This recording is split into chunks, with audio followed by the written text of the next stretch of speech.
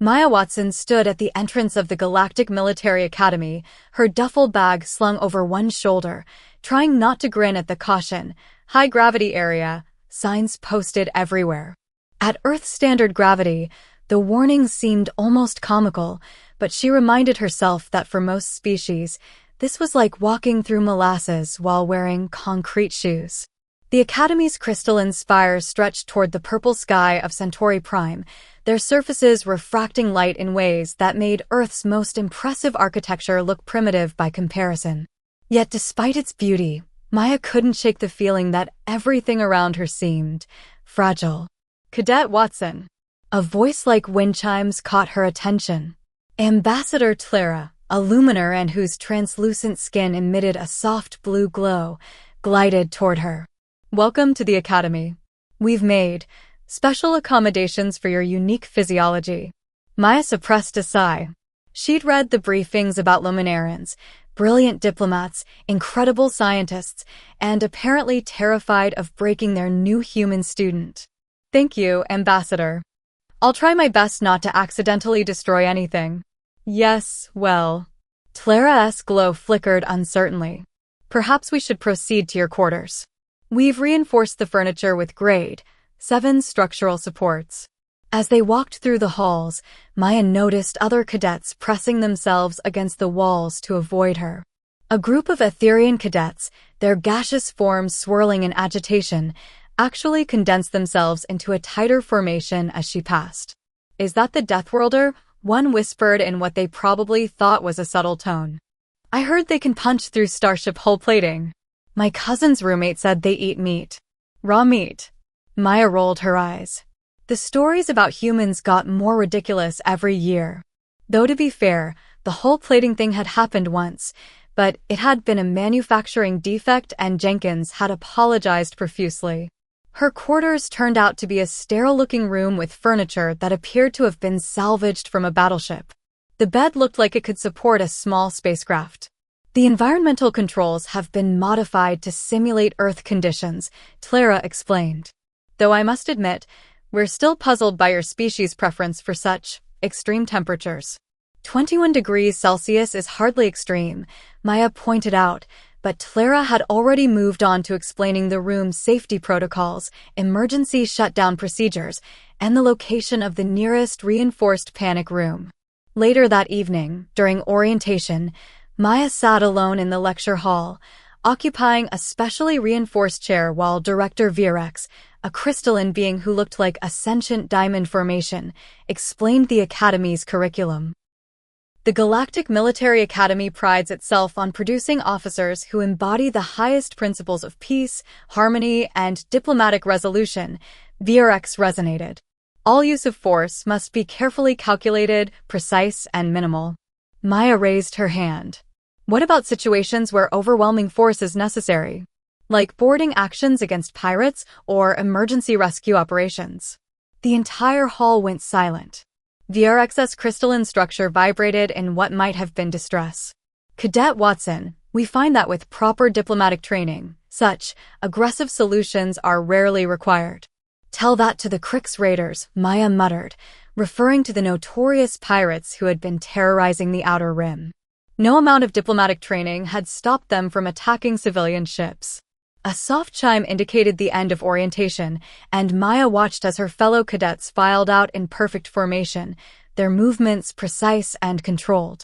She gathered her things, accidentally crushing her stylus in frustration. As she bent to pick up the pieces, she noticed something odd, a slight distortion in the air near the lecture hall's environmental controls. Most humans would have missed it, but growing up on Earth had given Maya unusually sharp predator instincts. She squinted, focusing on the distortion. For a moment, she thought she saw a pattern that shouldn't be there, like a ripple in space itself. Before she could investigate further, Clara appeared again. "Cadet Watson, you're expected at the Physical Adaptation Assessment.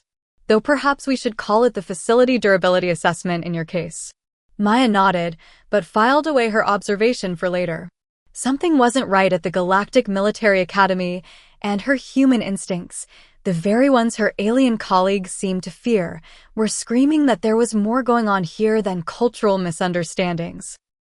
As she followed Clara to the assessment center, Maya couldn't help but smile.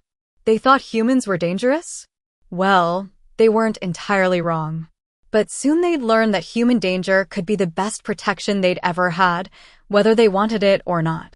What Maya didn't realize was that her observation of the strange distortion would soon prove to be the first clue in uncovering a threat that would test not just her strength as a human, but the very foundations of interspecies cooperation at the Academy.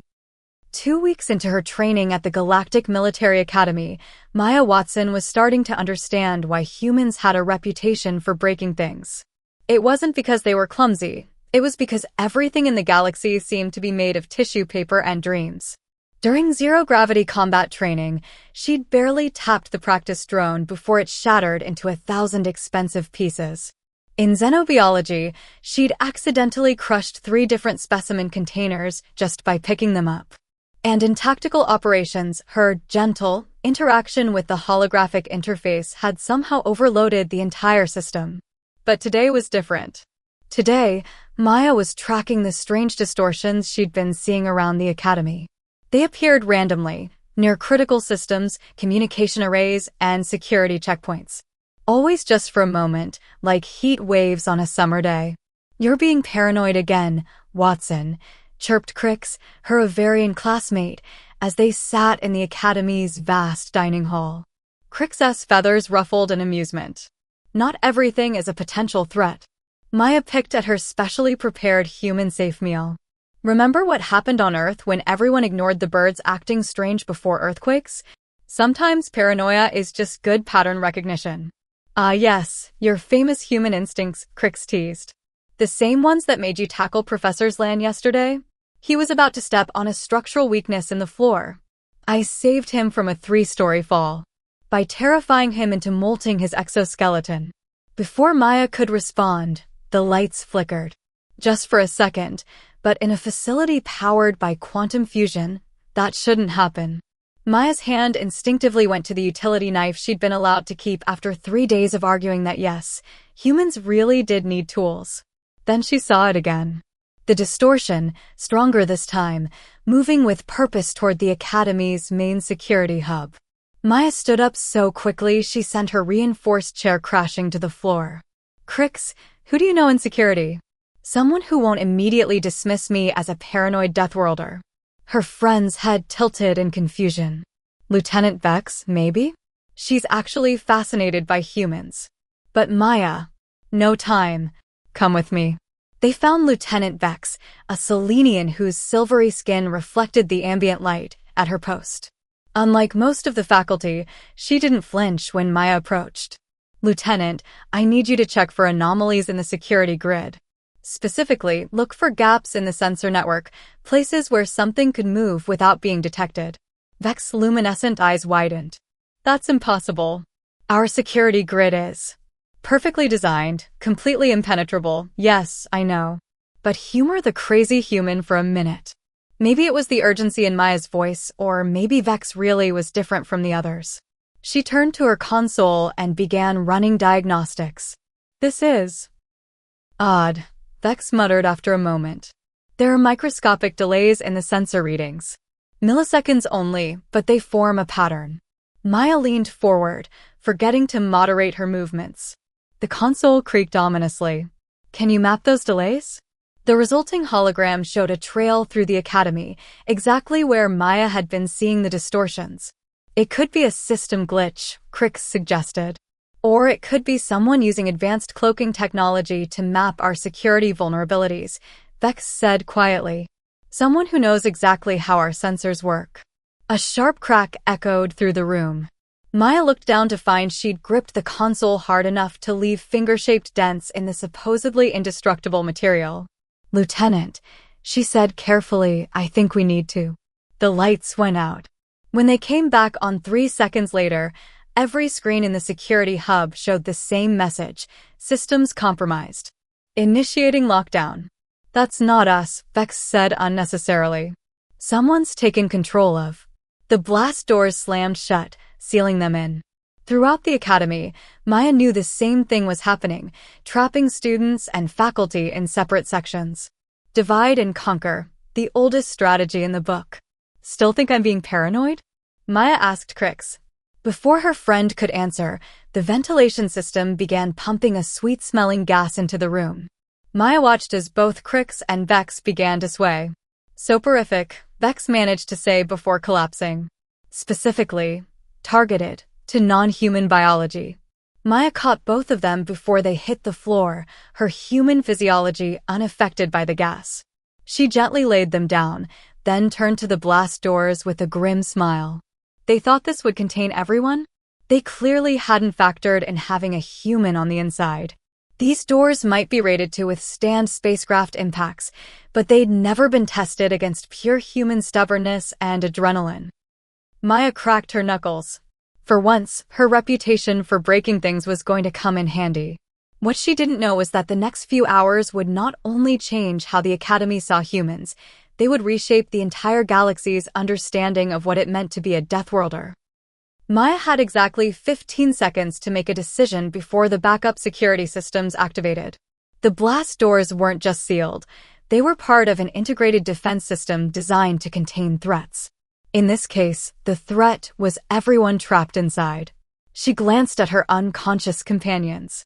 The soporific gas was still pumping in through the vents, and while it didn't affect her human biology, she couldn't say the same for the air recyclers.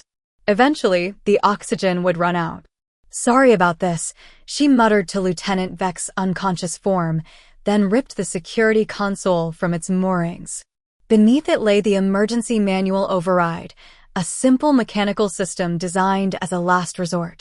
Simple, if you had the strength of 10 normal beings. Maya braced herself against the floor, gripped the override lever, and pulled. Metal screamed.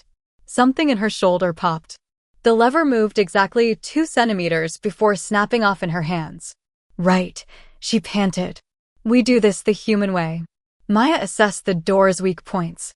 The Academy had reinforced everything to withstand incredible forces, but they designed it assuming those forces would come from weapons or explosions, not from the precise application of raw human strength.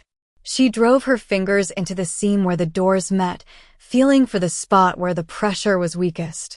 There, a microscopic gap where the locking mechanisms engaged. Maya took a deep breath, planted her feet, and pulled.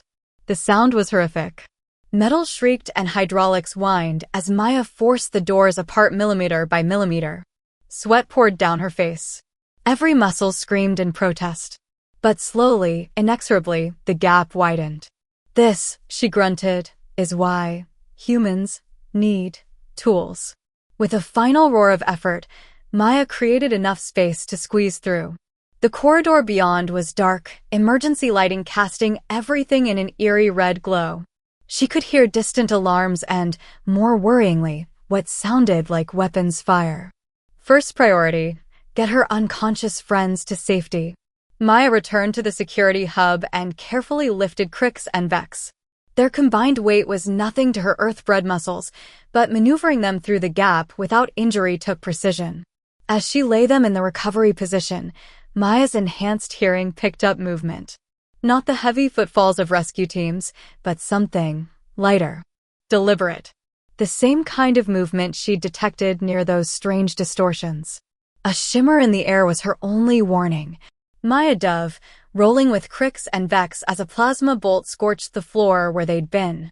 The shimmer solidified into a figure, tall, insectoid, wearing some kind of advanced stealth suit.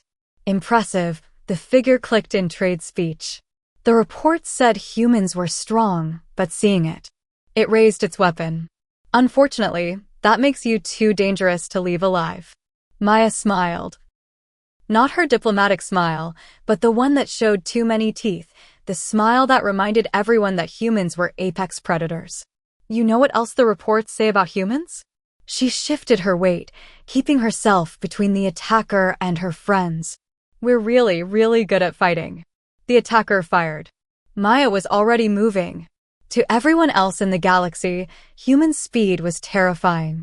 To Maya, it was just Tuesday.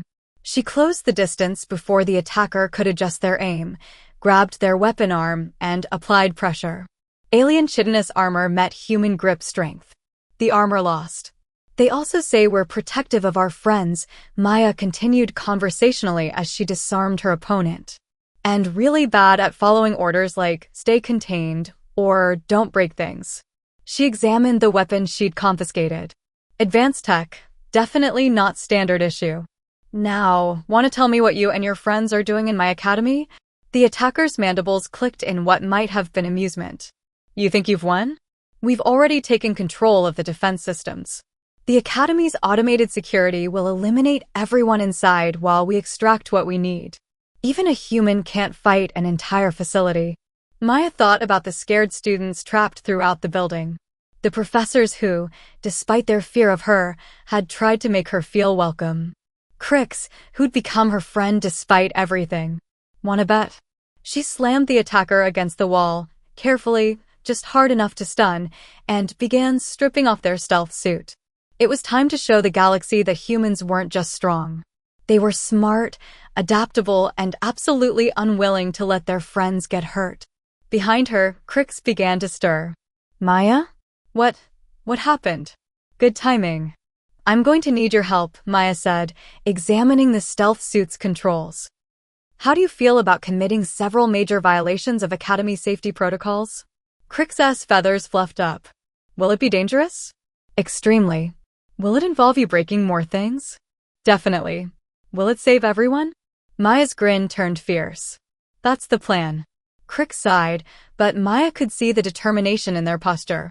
The things I do for interspecies friendship. As they prepared to move out, Maya remembered something her instructor had said during orientation. The Academy produces officers who embody the highest principles of peace. Well, sometimes maintaining peace required a little controlled chaos. And if there was one thing humans excelled at, it was controlled chaos. The galaxy was about to learn why you didn't trap a human in a corner, especially not one with friends to protect. The Academy's main control center was 12 levels up, through what was now essentially a hostile automated fortress. Maya adjusted the stolen stealth suit, which barely fit her human frame, while Crix worked on reviving Lieutenant Vex. The defense systems are targeting any non-authorized movement, Vex said groggily as she came to. And thanks to our infiltrators, we're all now considered unauthorized. Maya nodded, examining the holographic blueprint Crix had pulled from a backup terminal. They're using our own security against us. Smart. But they made one mistake. Just one. Crix's feathers rustled skeptically. They assumed the security systems could stop a determined human. Maya pointed to the ventilation shafts. These were designed to be inaccessible during lockdown. Load-bearing capacity of about 50 kilos. Vex's silvery skin rippled in understanding. But you're not planning to use them for ventilation, are you? Nope. I'm going to use them as a highway. Maya rolled her shoulders. The structural supports should hold my weight just long enough if I move fast enough. Basic parkour, really. Both aliens stared at her. Basic what? Crix asked. Human mobility art. Less talking, more moving.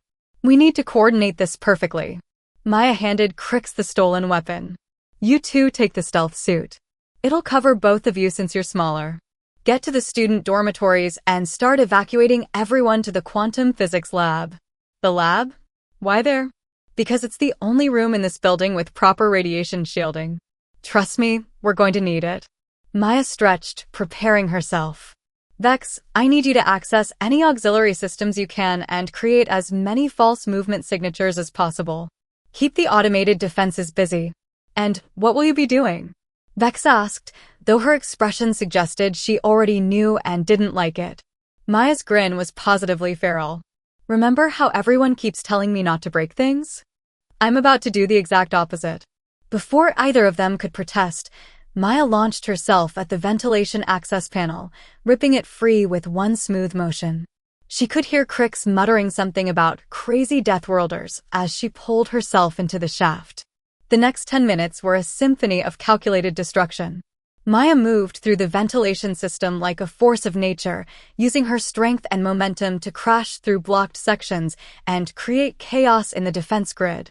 Every time she burst through a wall or ceiling, the automated systems would target her location, only to find nothing but debris when their weapons fired. Status report, she whispered into her communicator as she paused between levels. 37 students evacuated to the lab, Crix responded. The stealth suit is working perfectly. But Maya, we've discovered something. The infiltrators, they're downloading classified research data. Something about genetic engineering and adaptive biology. Maya processed this as she launched herself through another barrier. They're not just attacking the academy. They're stealing research on different species' biological advantages. Precisely, Vex cut in. And based on the files they're targeting, they're particularly interested in human adaptability. Of course they were. Humanity's ability to survive and thrive in almost any environment had been a source of both fear and fascination for the galactic community. In the wrong hands, that knowledge could be catastrophic. Maya reached the maintenance shaft leading to the control center.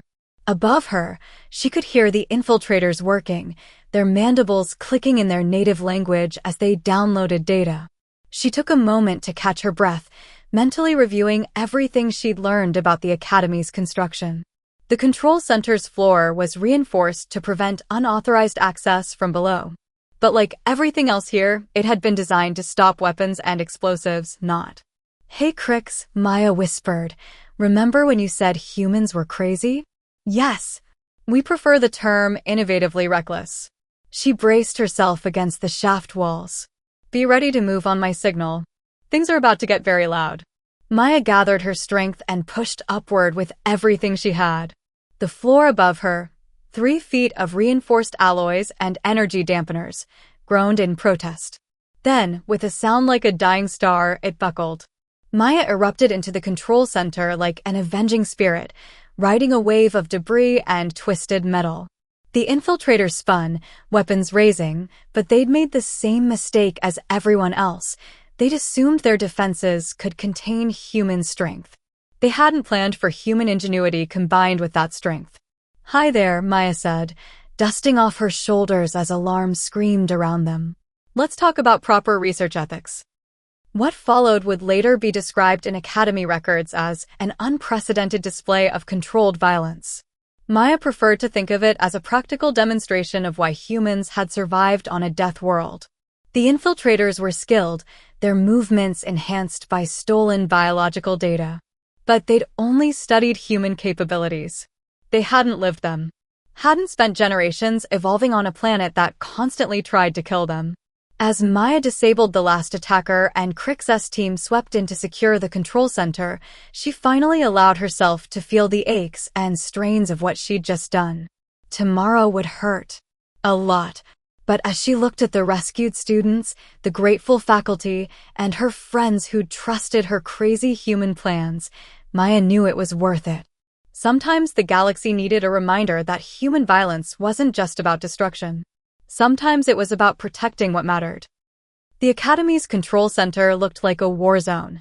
Maya stood at the main console, ignoring the groaning infiltrators being secured by Vex's hastily assembled security team. Her focus was on the data scrolling across the screens, and it wasn't good. They uploaded part of the data before we stopped them, she announced. And there's more. They planted quantum viruses throughout the Academy's systems. If we don't stop them. How bad? Crix asked, their feathers pressed flat with concern. Bad enough that containment protocols aren't an option. Maya's fingers flew across the interface, careful not to break it despite her urgency. These viruses aren't just designed to destroy data. They're going to overload the Academy's quantum core. The implications hit everyone at once. A quantum core meltdown wouldn't just destroy the Academy, it would tear a hole in space-time itself. Half the sector would be consumed. Can we shut down the core? Vex asked, her silvery skin pulsing with anxiety. They've locked us out of the shutdown sequences. Maya straightened up. But they didn't account for something else we humans are good at. Breaking things? Crix suggested. Improvising. Maya pulled up the Academy schematics, highlighting the quantum core chamber. The virus is spreading through the quantum circuits, using them as conduits. But what if we gave it somewhere else to go? That's impossible, One of the rescued professors interjected. Quantum data streams can't be redirected without proper containment protocols. Maya smiled. Unless you have something that can absorb and neutralize quantum energy. Something like, say, a room specifically shielded against quantum radiation. Understanding dawned on Crix's face. The physics lab where we evacuated everyone. Exactly. Those shields weren't just designed to contain experiments. They were designed to absorb and neutralize quantum fluctuations. Maya's expression turned serious. But there's a catch. Someone needs to manually rewire the core's pathways to redirect the energy. From inside the core chamber, silence fell. The core chamber was flooded with enough radiation to kill most species instantly. No, Crix said firmly. Maya, even humans can't survive that level of exposure. Not for long, no. Maya checked her chronometer. But we evolved under constant solar radiation. I can last long enough to make the adjustments. You don't know that. Actually, I do. Maya pulled up her own medical file. Remember all those tests they ran when I enrolled? Turns out humans have an interesting quirk. Our cells can keep functioning for a short time even under extreme radiation. Something about our evolutionary history with UV exposure. We're basically walking radiation shields. Short time being the operative phrase, Vex pointed out. This is suicide. Maya was already moving toward the exit. Not if I'm fast enough. And guess what else humans are good at? She grinned. Working under pressure. The next few minutes were a blur of activity. While the others coordinated the evacuation and prepared the physics lab's shields, Maya ran through the increasingly unstable hallways. The quantum virus was spreading, causing localized reality failures. She passed sections where gravity had reversed, where time moved backwards, where space itself folded into impossible shapes. Finally, she reached the core chamber's entrance. The radiation warnings were flashing red, the kind of red that usually meant instant death. Maya took a deep breath. Crix, you reading me? Loud and clear, her friend's voice crackled through the calm. Maya, you don't have to do this. Yeah, I do. Because that's another thing about humans, we protect our own. And this academy? These people? They're mine to protect now. She squared her shoulders. Starting manual override. See you on the other side. The chamber door opened, and Maya stepped into hell. The radiation hit her like a physical force. Every cell in her body screamed in protest. But Maya had grown up on Earth, where everything from the sun to the bananas tried to irradiate you. This was just Tuesday with extra spice. She forced herself to focus through the pain, rerouting circuits and rewiring pathways. Her hands shook, her vision blurred, but she kept going.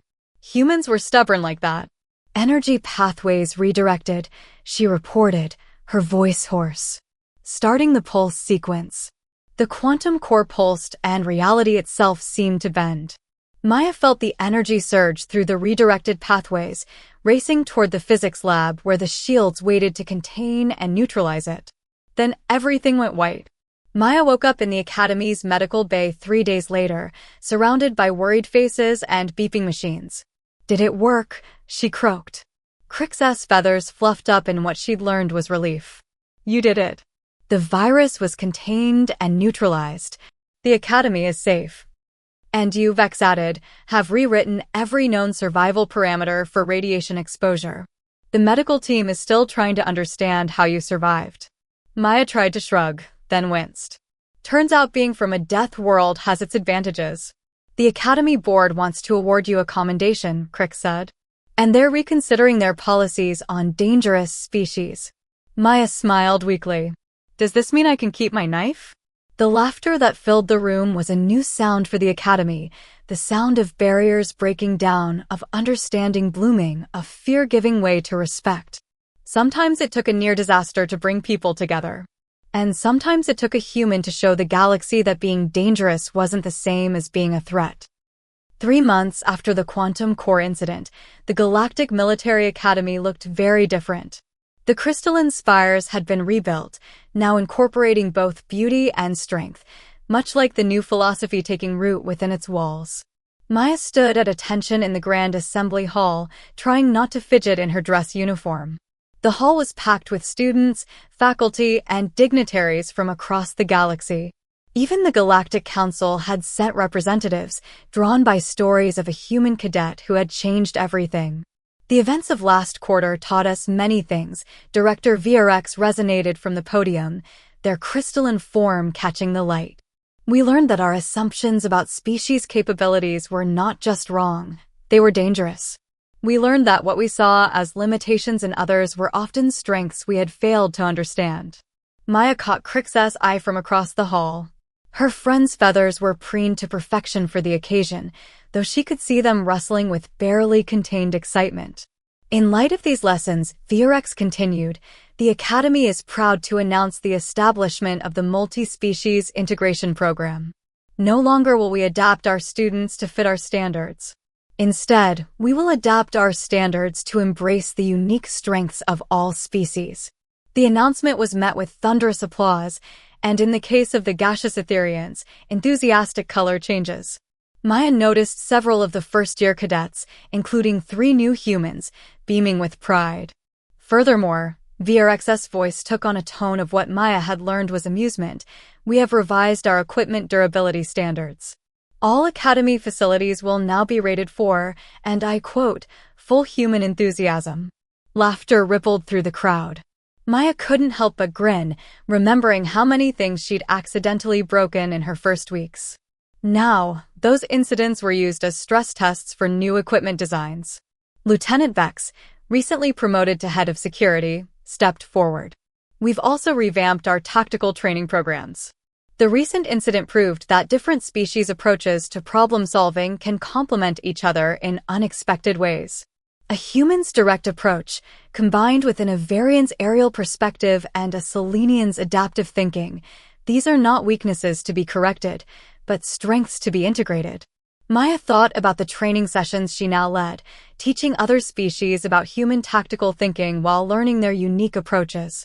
Just last week, she discovered that Crix's natural avian instincts for pattern recognition, combined with her human strength, made them an unbeatable team in crisis situations. But perhaps most importantly, Director VRX concluded, we've learned that true strength lies not in conformity, but in diversity. The very qualities that once made us fear Cadet Watson, her strength, her intensity, her Deathworlder instincts, were the qualities that saved us all. Maya felt her cheeks flush as attention turned to her. She still wasn't used to being seen as a hero rather than a potential hazard. Cadet Watson, please step forward. She approached the podium, carefully moderating her steps out of habit, then remembering she didn't need to anymore. The floor had been reinforced to handle far more than a human's weight. In recognition of your actions, and as a symbol of our new direction, we present you with this. VRX gestured, and an aide brought forward a small box. Inside was a badge, but unlike any Maya had seen before. It seemed to be made of living crystal, pulsing with its own light. The first of its kind, VRX explained. A mark of adaptive excellence. It recognizes not just what you did, but what you taught us. That sometimes the most dangerous thing is not strength, but the fear of strength. That what we see as chaos can be the highest form of order. That being different is not a flaw to be corrected, but a gift to be celebrated. As Maya accepted the badge, she felt its warmth against her palm. A perfect fusion of alien technology and human durability, just like the Academy itself had become. Thank you, she said, her voice carrying in the perfect acoustics of the hall. But I didn't do this alone. Every person in this room, every species represented here, has something unique to offer. We just needed to stop being afraid of our differences and start learning from them. Later, at the reception, Maya stood with Crix and Vex, watching as humans and aliens mingled freely, without fear or hesitation. You know, Crix chirped, I never thought I'd say this, but having a Deathworlder as a friend is actually quite wonderful. Maya laughed. Just wait until I teach you human card games. You think I'm dangerous in combat? Wait until you see me play poker. Vex's silvery skin rippled with amusement. Perhaps some mysteries of humanity should remain unexplored. As the evening wound down, Maya looked out at the Academy grounds, where the purple sky of Centauri Prime painted everything in soft twilight.